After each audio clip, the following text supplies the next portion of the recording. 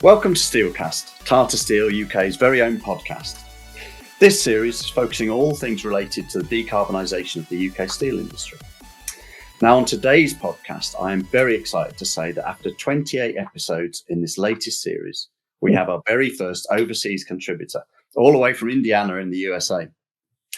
Now, my reason for reaching out across the pond for this episode is that when it comes to producing flat carbon steel products through electric arc furnaces, as we in Tata Steel in the UK are planning to do, steel companies in the United States have been leading the way and have been doing so for some time. I've been reading a book recently called American Steel by a guy called Richard Preston.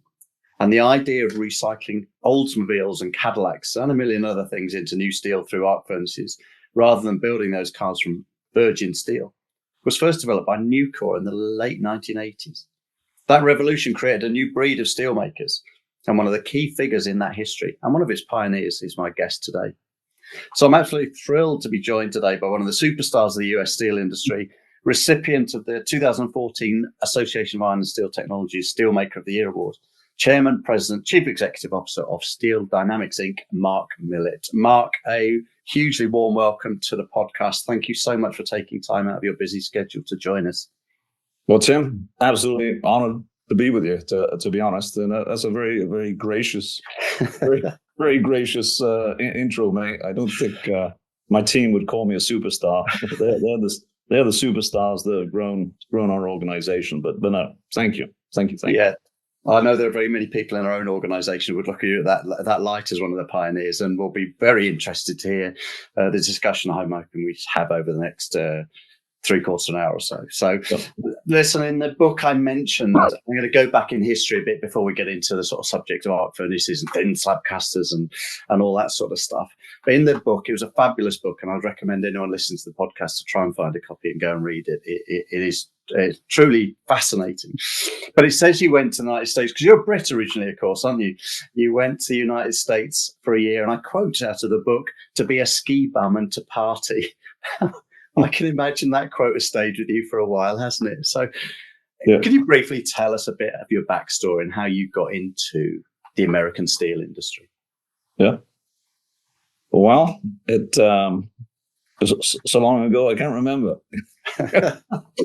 But I obviously didn't grow up in a steel company or a steel family, I should say, or steel country for that matter. I had no preconceived ideas of pursuing a steel career. Had somewhat of a humble beginning, being born and raised in Plymouth.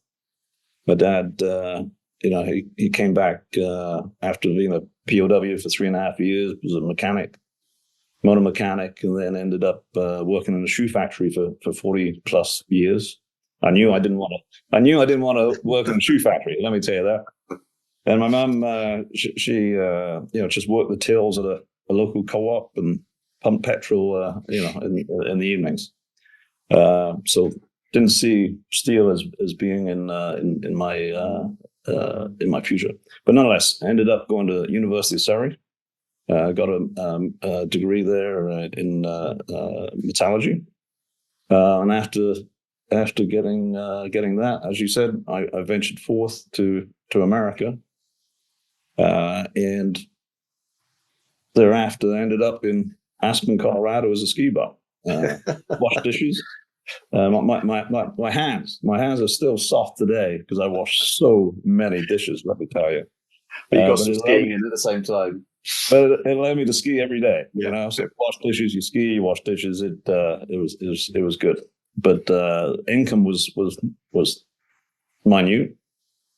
Felt that I needed to get responsible in my life, and fate ended up taking me to join Nucor Steel in Darlington, South Carolina.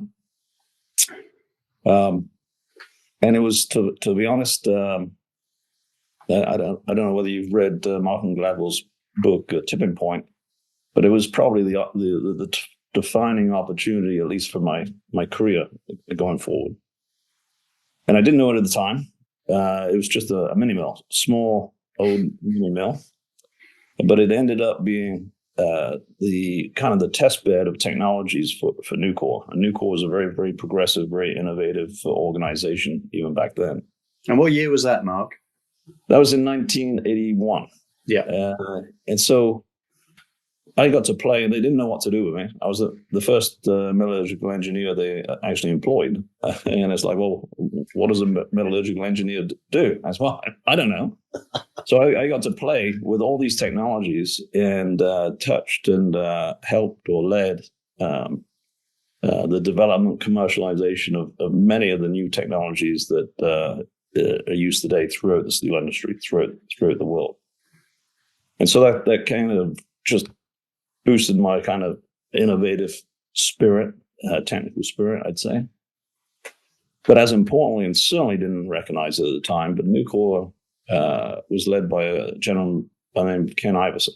Ken Iverson, an absolute visionary back then, combining technology and culture, inspiring people to do incredible things. And again, I kind of grew up, worked in his shadow, and I think may have absorbed a little bit along the way. So it's worked out quite well for me. So.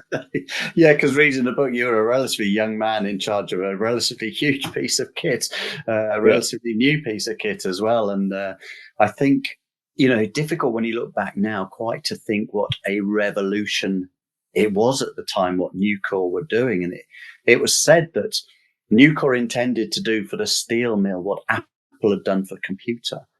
And as I read it, that big steel is referred to the bigger traditional steel companies in America, which were so dominant.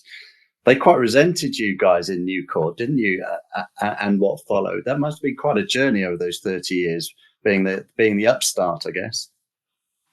Well, they certainly considered us the cowboys, I guess, of the industry, and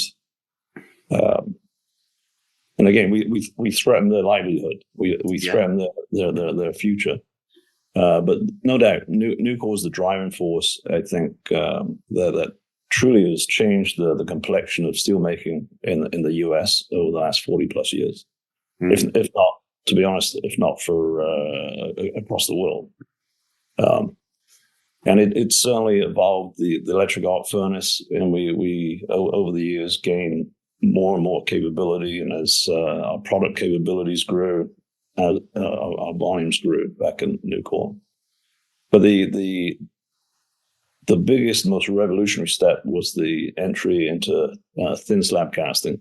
Thin slab casting allowed, and it was Ken's dream, to be honest, of how do you penetrate the one bastion of the integrated industry, which was flat roll.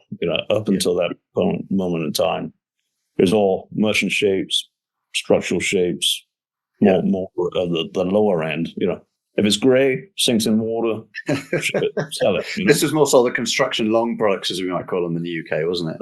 That's right. Yeah, and so getting the ability to find a technology, a low capital cost technology, because again, it's part of the efficiency and effectiveness of a business model.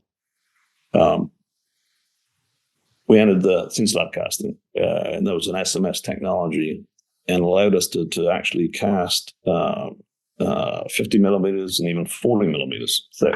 Yeah. And as you can imagine, the conventional continuous cast is a 8-inch, 10-inch, 12 inches thick. The efficiencies, the elimination of energy, the elimination of equipment, massive assets, and the cost thereof in running those assets was just an earth-changing seismic change back then, and allowed Nucor to get into that business. As I said, the integrated industry saw that as a total threat, and resented us and put us down, criticized us. It's like, well, it's never going to work. And then when it started working, it's, well, they'll never make the qualities. And as history has shown itself, indeed, it has worked and continues to be somewhat of a problem for them. Yeah. But we started that. I was blessed. I had the honor of starting up the hot end of the steel making and sort of commercializing the caster. And successful, started making money for Nucor. And for a variety of different reasons, myself and Keith Bussey, who was in charge of that project, and another gentleman, Dick Teets, three of us were drinking beers one night, literally, and come to find out that the three of us were going in our separate directions, and came to the conclusion that, hey, we did it for Nucor, so why not do it for ourselves? Yeah. And chase our own dream. So we raised, we chipped in $45,000 each. We sat at Keith's table, and neither one of us was very good at the, what was it back then? Lotus 1, 2, 3 or whatever. The spreadsheet. Yeah, spreadsheet. So we literally had, I don't know whether you have them over in England now, but the green column ledgers, counting ledgers, and in pencil, we just literally created a performer and cost structures and capex and all that good stuff.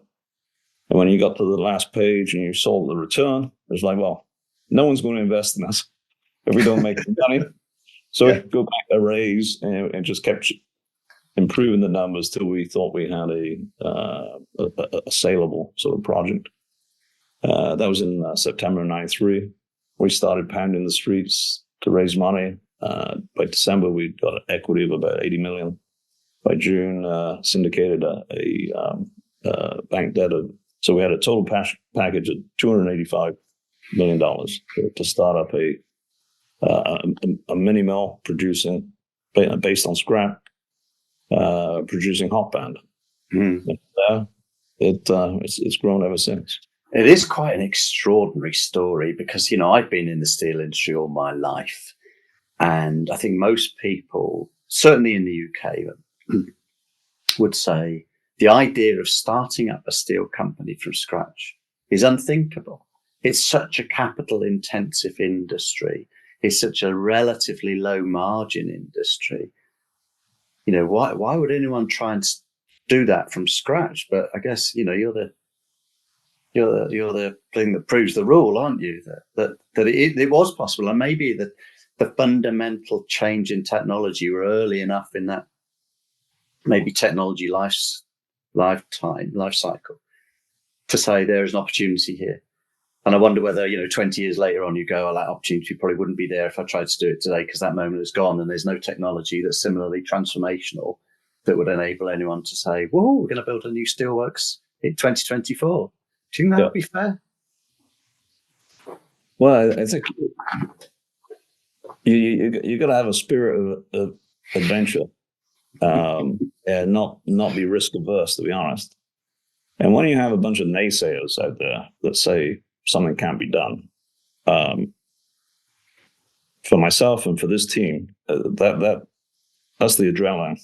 That's the fuel that fires us, in all honesty. Yeah.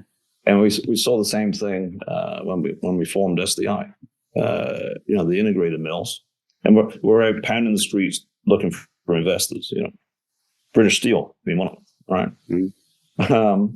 And as you look back, there were about 55 discrete companies in the US at that moment in time.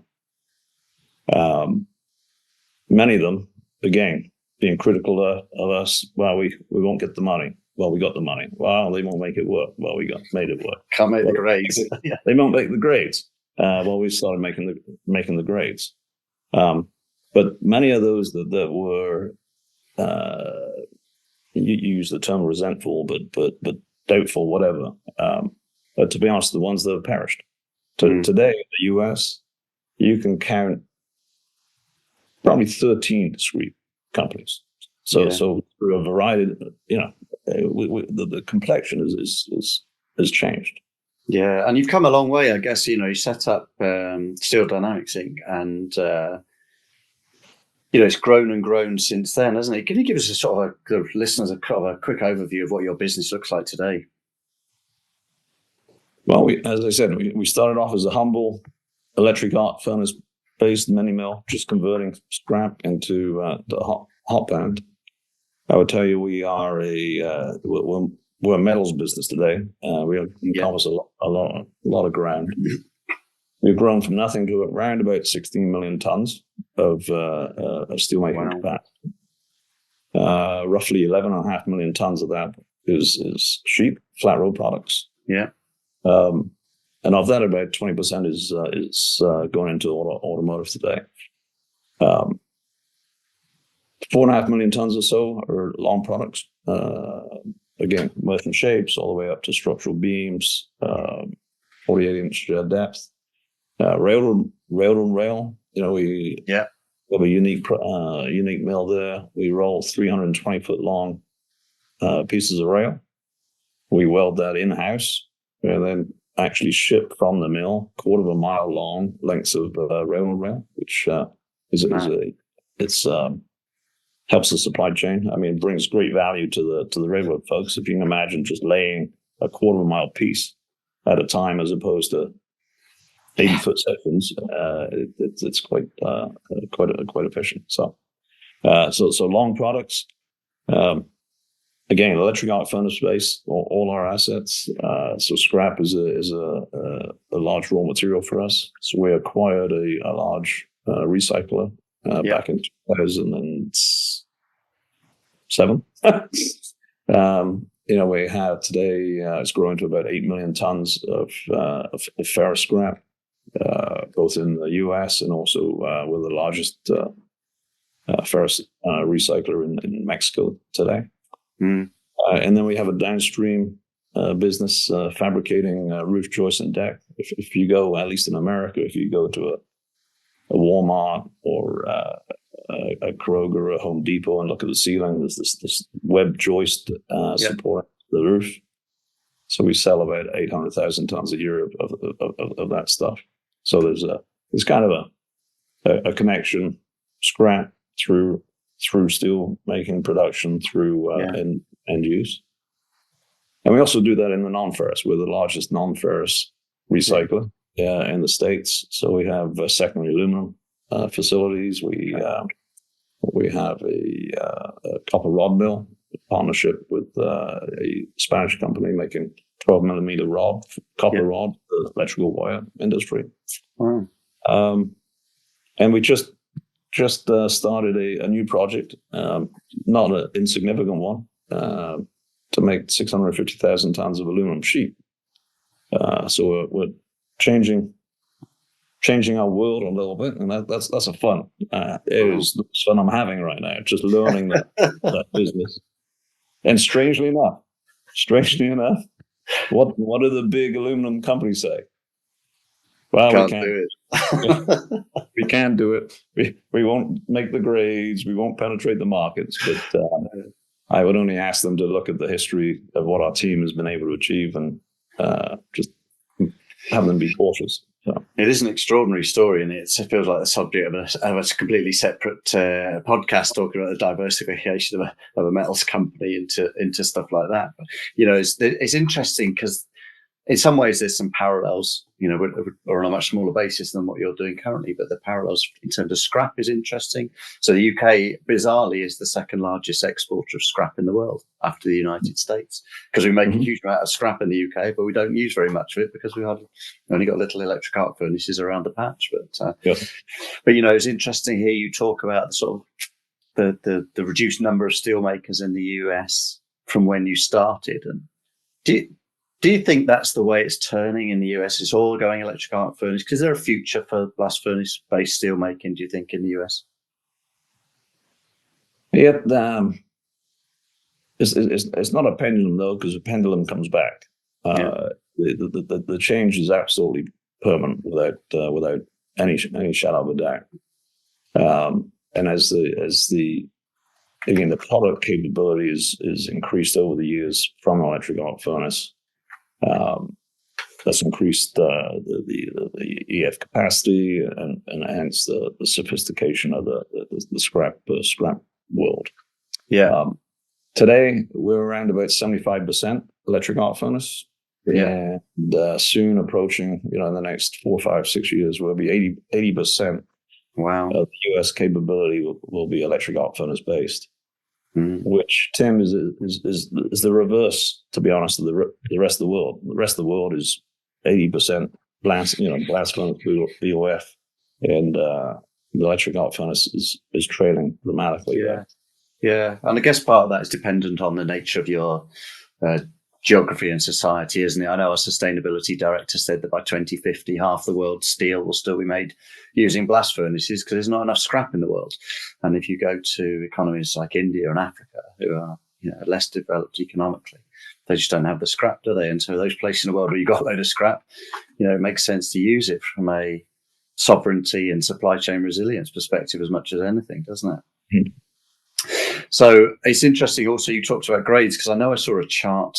One of our technical guys showed me about this question. People say, oh, it's all very well going to electric arc furnace, you won't be able to make the grades. And the progression over 20, 25 years, and you'll know this better than anyone's a metallurgist, going from sort of low carbon steels onto interstitial free steels, high strength, low alloy steels, electrical steels, dual phase and complex phase steels.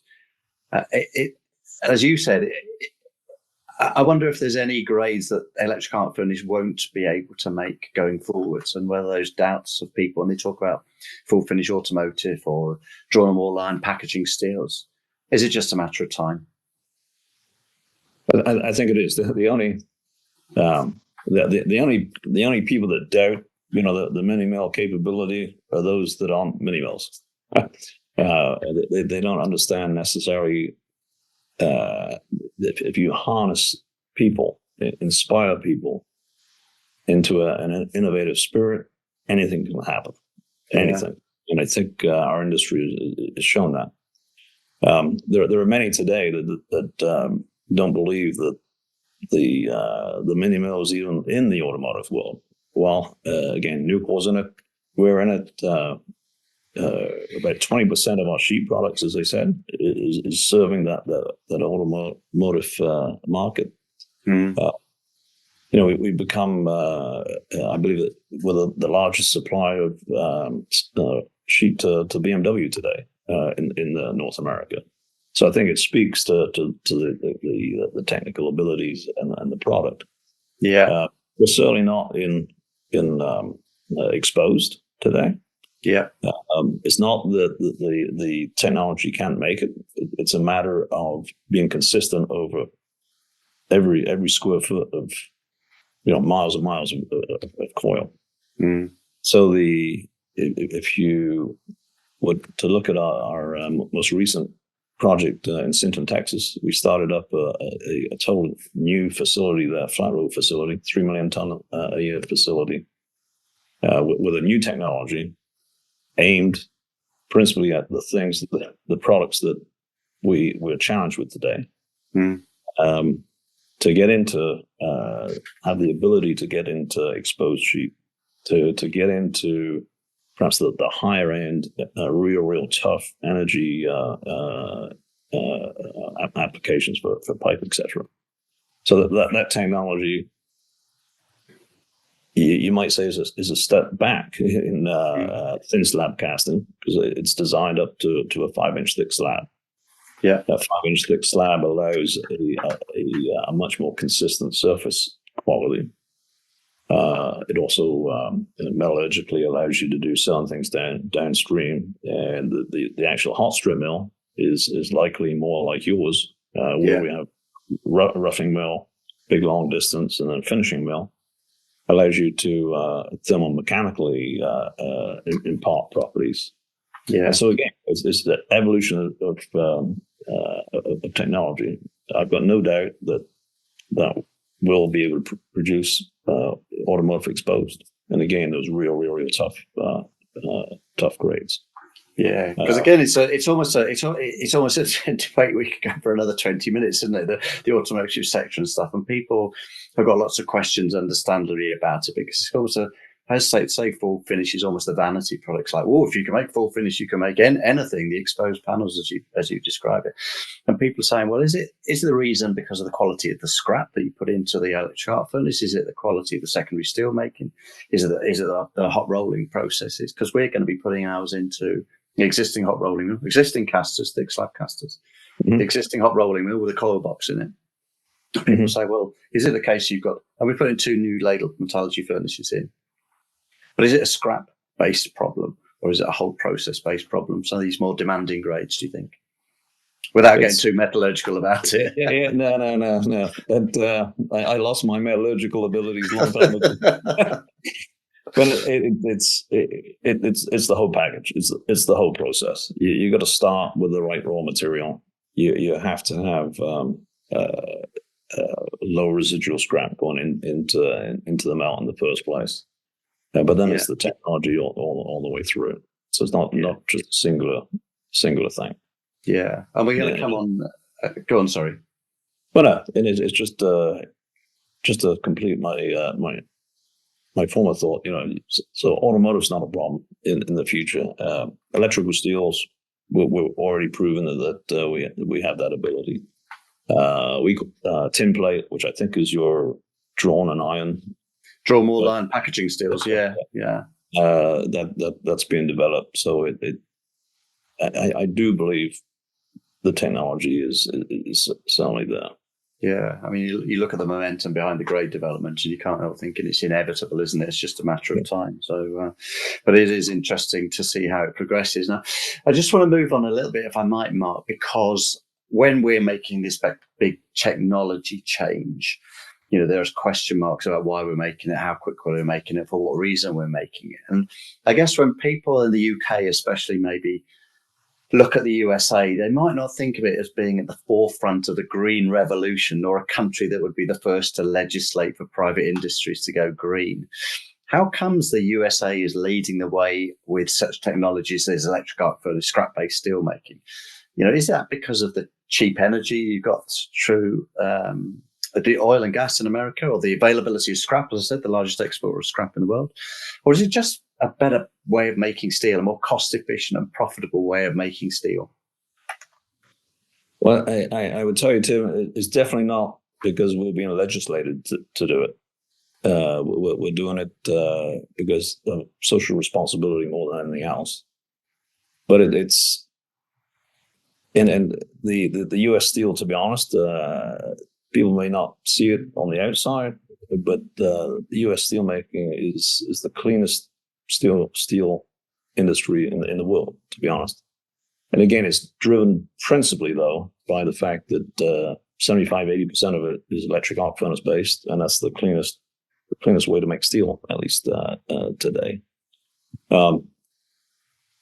But for us, and again, I wish I could tell you that 30 years ago we were visionaries and we knew all this stuff and it was coming, and it's the reason we did it. But that's not the case. It's the evolution. It's all related to the evolution of the electric arc furnace, to be honest. You've got in the early days cheap scrap, very, very low cost energy. You had mini mills with an entrepreneurial, innovative spirit, and so the growth of the electric arc furnace is the essence of where we are. If you look at again, I can't speak for others, but if you look at and this is not us saying this, but the European auto manufacturers, car manufacturers, have indicated that our sheet mills are likely the lowest carbon footprint in the world.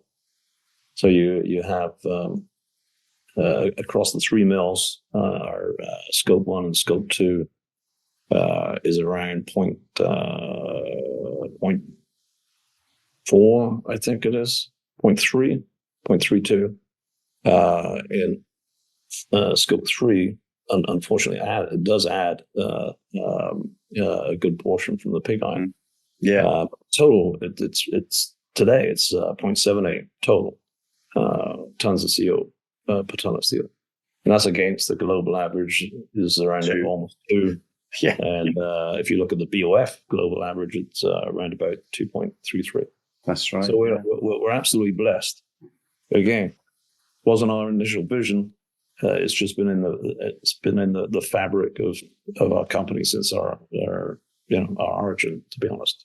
Yeah, and I guess part of the free market economy, which America might be the example of, part of that must be because for whatever reason your customers and your supply chains are demanding either lower cost steels or environmentally friendly steels. There must be a pull from the customers as well as your own conscience, surely.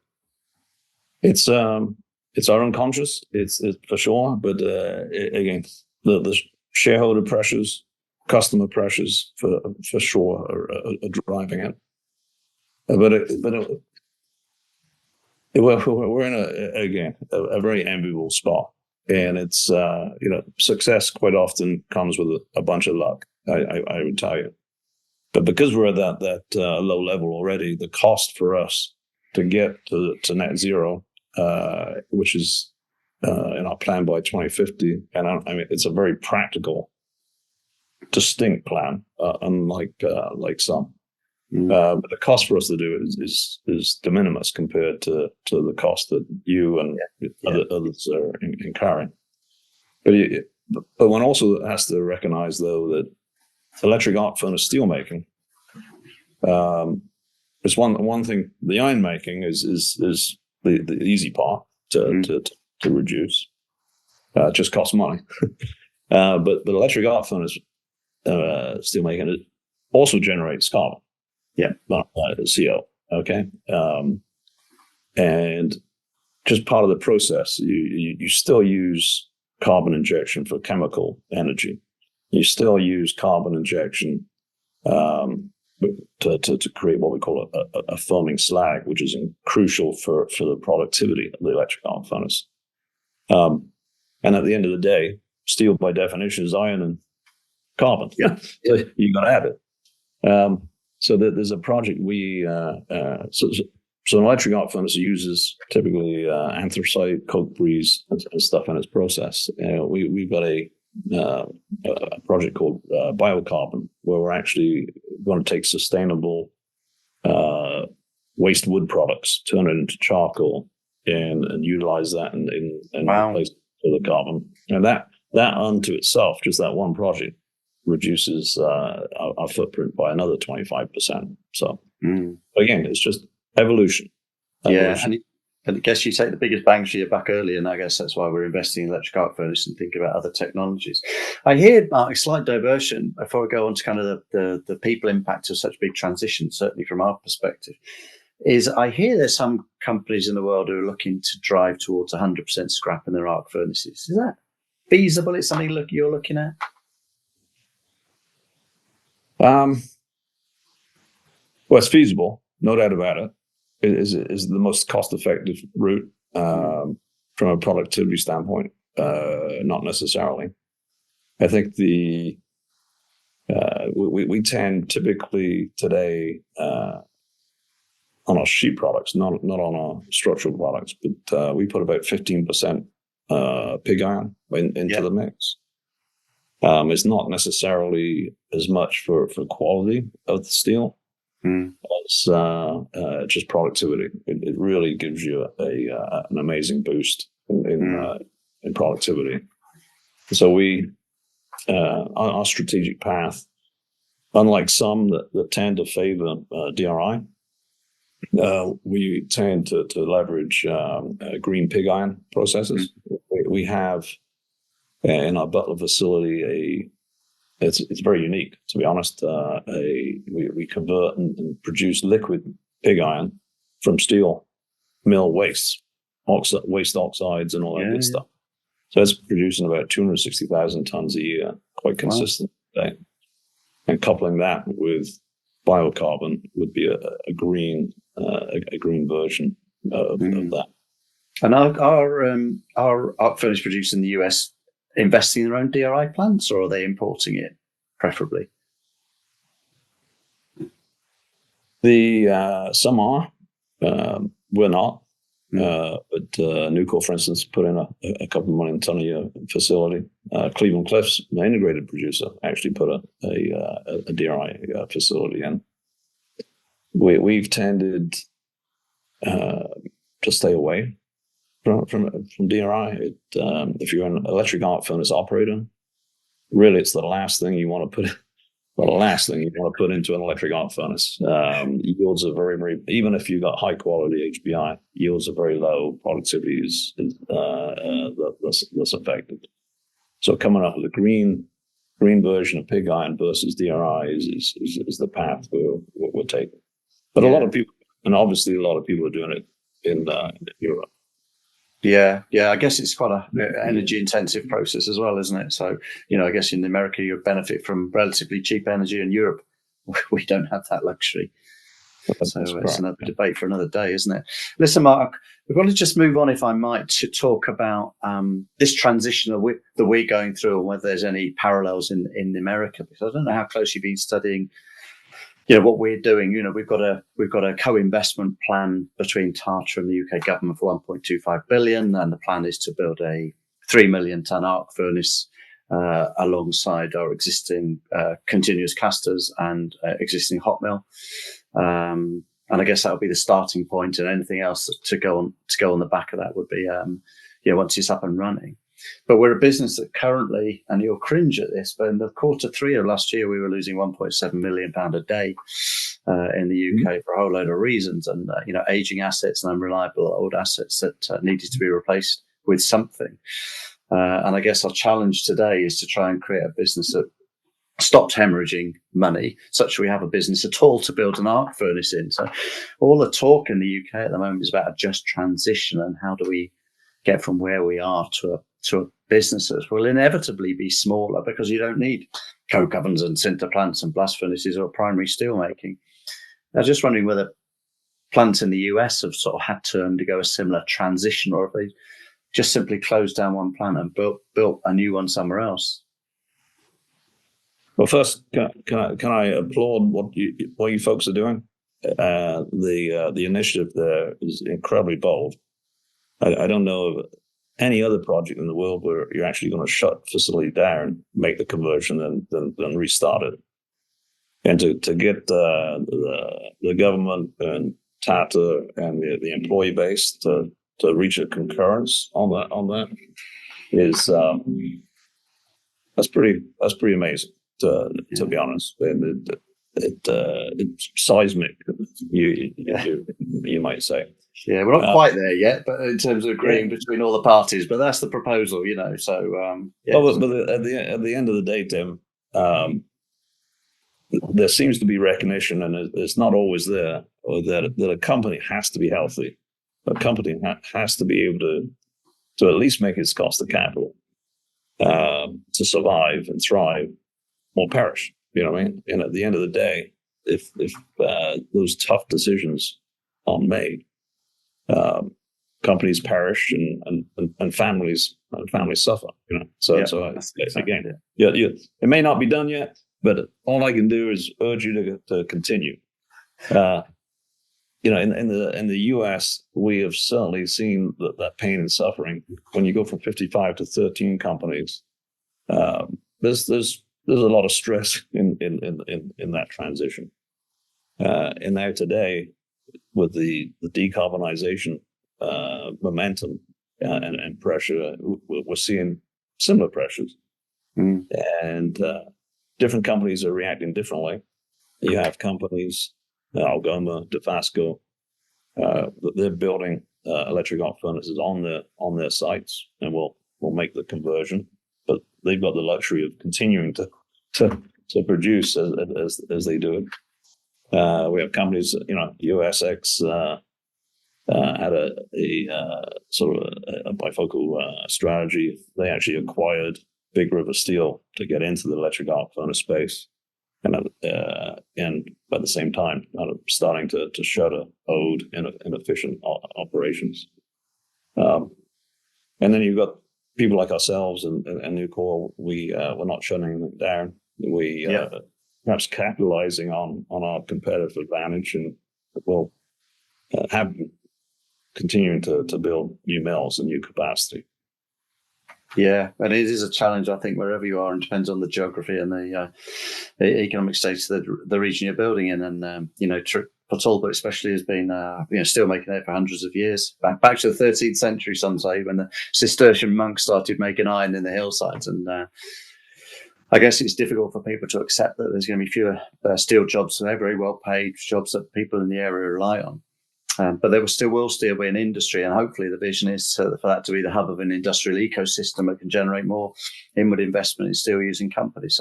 So there's certainly hope out there. So yeah, listen, I just wanted to touch a bit on, you talked earlier about disadvantage of having electric arc furnace with a thin slab caster. And clearly we've only got the electric arc furnace at the moment, as I described, going into casters and that as in a hot mill. Do you think that has to be a step on the way? Do you think in order to become a truly highly profitable, truly sustainable steel company, that the thin slab caster is an inevitable next step? Do you think we'd struggle with that one? I don't think it's inevitable. No, I think your first initial move into the electric arc furnace world is certainly going to reduce your cost structure dramatically, I would think. And that will allow you to shift down the global cost curve and become more competitive for sure. Again, I don't know your assets there, but you've got conventional continuous slab casting facilities there, right? Too, yeah. That gives you, certainly in the near term, some advantages. As I said, at Sinton, we're actually moving back. We're going from 2 inches to 5 inches, you know what I mean? Because of quality constraints and those sorts of things. So I think if your assets are utilized in a good way, I don't think it's inevitable that you change. Yeah. And it's a big piece of money as well, isn't it? And I guess as an American guy who used to work for me, used to say, if you haven't got any socks, you can't pull them up. And so if you've got a piece of money that someone gives you, whether it's government or your parent, it's enough to build an arc furnace, you crack on with that and reduce your carbon emissions by 5 million tonnes, and anything else after that you worry about when you start making money. So it's the start of a journey, I'm sure we would say. The other thing I was going to talk to you about is this whole scrap piece. As I said, we've got similar sort of scenarios. We're a big exporter of scrap. And I guess one of the worries in the UK is that as soon as we start, we've got to do a lot of work with that scrap to segregate it, get cleaner scrap from an arc furnace if we want to make the high quality products. But B, as soon as you start pulling that for native and domestic use rather than export, doesn't that just create a higher demand in the scrap sector and the price goes up? I'm sorry, they started cutting the grass outside the building. I turned the phone off. I can't turn the lamp. But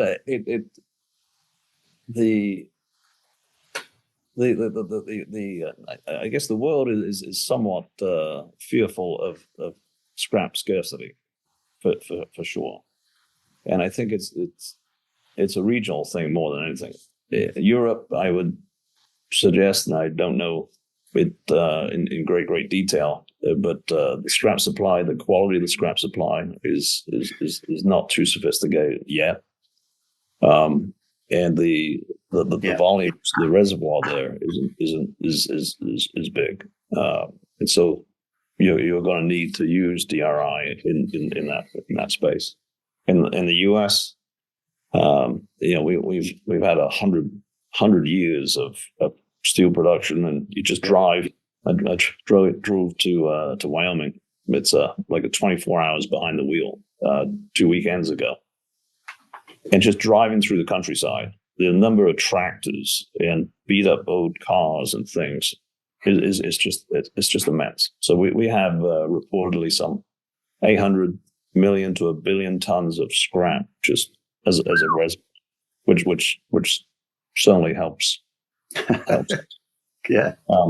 But I think and you mentioned it earlier, the critical thing is being able to upgrade that scrap. Yeah. Particularly for flat roll. You can't just put any obsolete flow in. And here you've got two principal flows: prime scrap and obsolete. Obsolete. I mean, prime scrap has got a little tight. Yeah. But we are coming up with even better technologies to get the copper and the nickel and the brass and things out of that scrap through our shredding process. Yeah, and I guess by investing in a scrap organisation, you are better able to invest in that and control it. So yeah, it's kind of classic MBA thing, isn't it? What do you want to do? Well, we'll buy it. Well, I don't know whether 10, 15, 20 years when I'm dead, people will look back and say, well, yeah, that was a good move or not. But we've tended to go that the scrap route focus to control our destiny as opposed to DRI route. Yeah. Now, listen, I'm very conscious of time. There's one other topic I desperately want to talk to you about, because whenever I speak to people about Nucor, about SDI, they talk about the people and the culture. And you mentioned it right at the beginning. And in this book I was reading, there was a quote from Fortune magazine, a guy called Dean Witter, and you will probably have this written on your wall, who said Steel Dynamics has a unique workforce that really busts its rump, which I thought was a lovely turn of phrase. But I wonder, how did you create that culture? And do you think that such seismic changes on our own workforce size, there's an opportunity to breed a culture, or did you kind of do it from scratch or from a pre-existing workforce? Well, culture, I would say our people and our culture is our principal differentiator, Tim. And it's absolutely no doubt a competitive advantage. And it's, to be honest, it's so simple. Just creating an atmosphere. It is. I'm delighted to hear it, Mark. I'm sure it's not. Well, no, creating it may not be, but the principle, is philosophy is incredibly simple. Just create an atmosphere of trust. First and foremost, leadership, management, and the employee. You just have to trust each other, right? And just building a true sense of ownership throughout every individual in the company, and we and rewarding people in lockstep with the prosperity of the company. If they bust their rump, they need to be rewarded for it, and see that they're being rewarded for it. And just inspiring them to excel. It's free.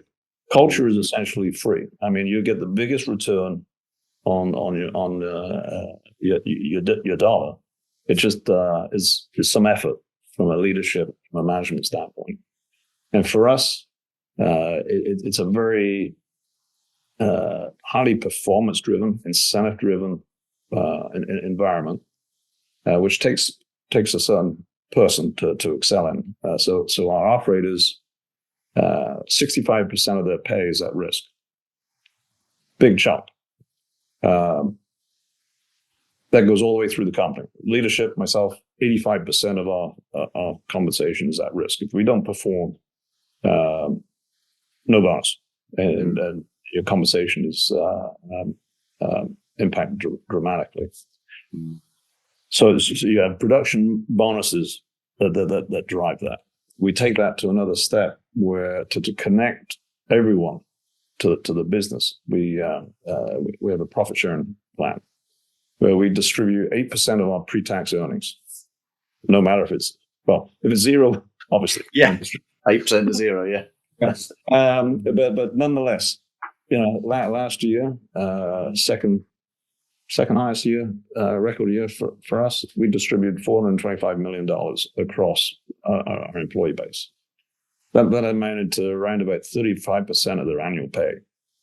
And as I tell each and every one of them, it wasn't a gift. We didn't gift that away. They earned it, and if they continue to do what they do, they'll continue to earn it.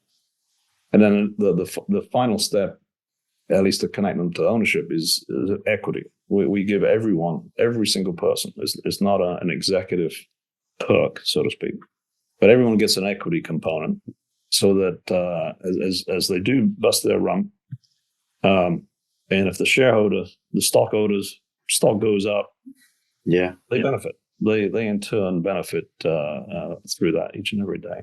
And it tends not to be just money. At the end of the day, you got to show that they care. So listening to them, and if you were to look at the principal growth steps that we've had as a company, those ideas came not from the top, but from folks on the shop floor. If you listen to them, and I tell our supervisors, they have an obligation. It doesn't matter what an employee asks. It doesn't matter if it's constructive or not constructive. If it's a gripe or a bitch, they're owed a response. They may not like the response. You communicate back and forth. Because if you don't respond, they stop coming to you. They stop coming up with innovative ideas. And just small details. I mean, we throw 30 big Christmas parties a year today. I don't get to all of them anymore. And we throw like 30 massive, and when I say massive, I mean thousands of kids. Oh, blimey! So we'll have to cut this bit out of the podcast. We're not giving people that. But it's one of those things. And you may think, well, man, oh man, that does cost something. Yeah. Well, it's minuscule compared to they create.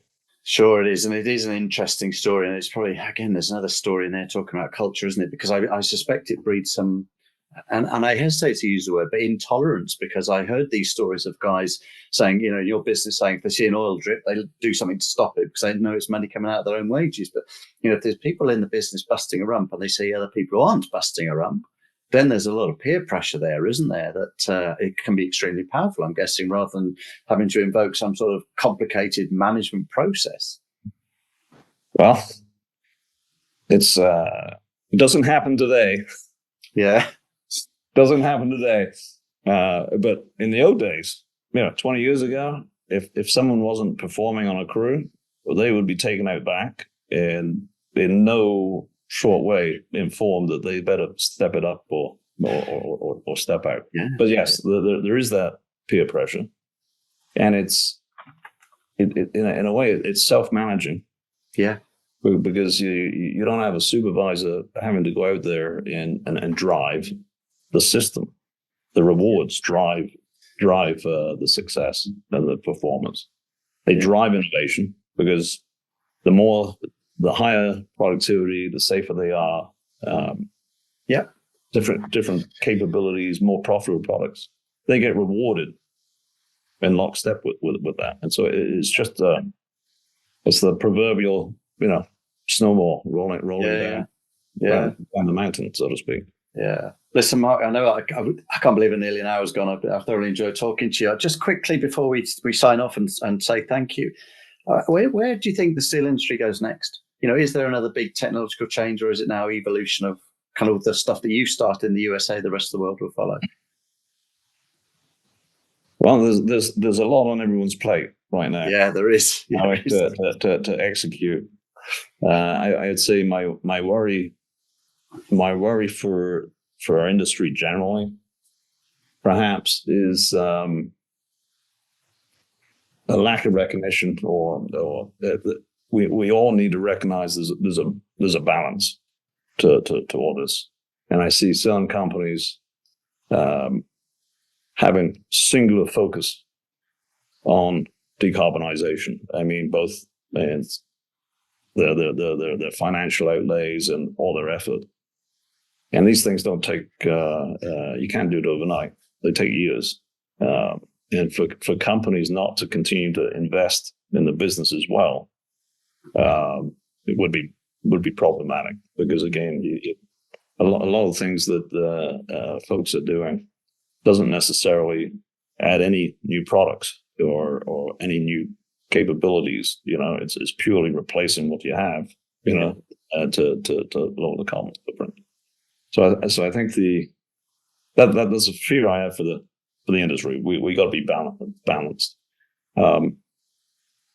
the whole hydrogen-based DRI production, the hybrid technologies and all that, obviously will help those that are strapped for scrap, for instance. For us, SDI, we just need to sustain our culture. We just need to keep inspiring our teams to excel. The esprit de corps that we have in every company, hopefully should have, is the lifeblood. Yeah, it's the lifeblood of our organization. It flows through the veins of every one of our divisions, and if you have it, you can do amazing things. And I guess one challenge, we touched on it, the one challenge I would have for all your teams is to recognize you're going through this seismic change. I mean, it's unbelievable what you're doing and how you're doing it, to be honest. And if you do come together and move forward, you're going to execute a lot on the technology. I would urge you all to also focus on that culture. It's not technology itself doesn't solve the issue. It doesn't make you successful. It's creating that culture to exploit it is the secret. And hopefully that the seismic change, not only is it a technical change, but also a mindset change. So I wish you well. I mean, seriously, I'm going to look from afar. So you should come and visit, Mark. You should come and visit. Listen, the steel industry is extraordinary industry. Like I said, I've been in it all my life in the UK, and whether we've got a culture that's any way similar to the one you've developed there is a debate. But there's certainly the amount of pride and passion and emotional attachment for the industry is like no other that I or anyone I know has ever come across, and it is a truly extraordinary industry. And maybe that can be the base on which we can build as we bring the new technology into it. And the opportunity to have a vision that is brighter than the one in the past is huge. In many respects in the UK, it's been a declining industry for most of my career. Now all of a sudden you see this opportunity to actually make it a brighter, better, greener, more profitable, more sustainable industry. It's quite attractive, but there's a whole heap of pain to go through to get there. So. Well, the first step, though, is having that passion. So that's exactly it. Yeah. Listen, Mark, we've come to the end of our time contract, and I've got to let you go to do more important things. But thanks so much for your time, your reflections on your own experiences, your insights into an industry that can look so different at different times in different parts of the world. And of course, we wish you well in your ventures and whatever comes next in Steel Dynamics. And of course, like I said, if you're ever in the UK, come back to the UK and you fancy a trip around the works to see how we're getting on here, do get in touch, and it'd be an absolute pleasure to take you around and to meet some of our people. Yeah, well, I'd love to do that, and I would offer you the same in reverse. If you have teams want to come by and just check us out, please feel free to give me a call, and we're very, very open. We don't look at competitors as an issue. We look at steelmakers as partners. So yeah, that's fantastically generous of you. Thank you very much, Mark. Okay, take care. Good luck. Thank you. So there you have it. What a fascinating insight into the world of mini mills and a look into the likely future of steelmaking in the UK and in Europe. I am so thrilled that Mark agreed to join us on the pod today. Every day is a school day, especially when you can talk to people like Mark who have literally been there, done that, and bought the T-shirt. I hope you enjoyed this episode of SteelCast. And if you haven't already, why not like it, comment, or subscribe to get future episodes straight to your device. Thanks for listening today, and we'll see you on the next episode.